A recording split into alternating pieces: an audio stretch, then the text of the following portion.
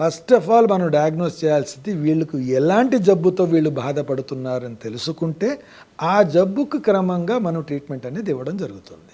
So ఈ stress incontinence అంటారు, ఏమండి ఒక డ్రాప్ పడుతుందండి రోజుకి ఒక్కసారి ఎప్పుడో ఒకసారి, వాళ్ళకి ట్రీట్మెంట్ కూడా అవసరం లేదు. Nobody will come and complaint also.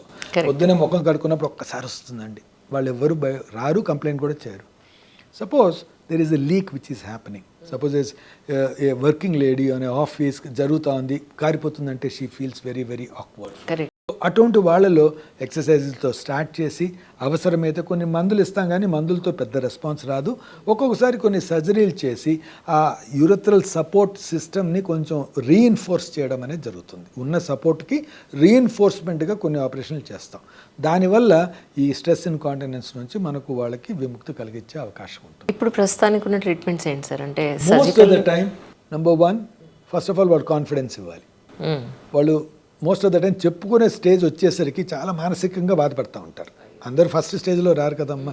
They see for some time, they talk to their friends, మీలో అవుతుందా, నాలో అవుతుందా, మీకేం కావట్లేదా, నాకే అవుతుందా. సో బయటకు వచ్చి చెప్పుకునే టైంకి కొంచెం, so first thing is this is not life threatening. దీనివల్ల నీకు ఎలాంటి నష్టం జరగదు. నువ్వు ఏమి తీసుకోకపోయినా నీ జీవితకాలం 100 ఏళ్ళు బతికుంటే 100 ఏళ్ళు కూడా బతికే ఉంటావు, నీ వల్ల ఏమీ నష్టం జరగదు.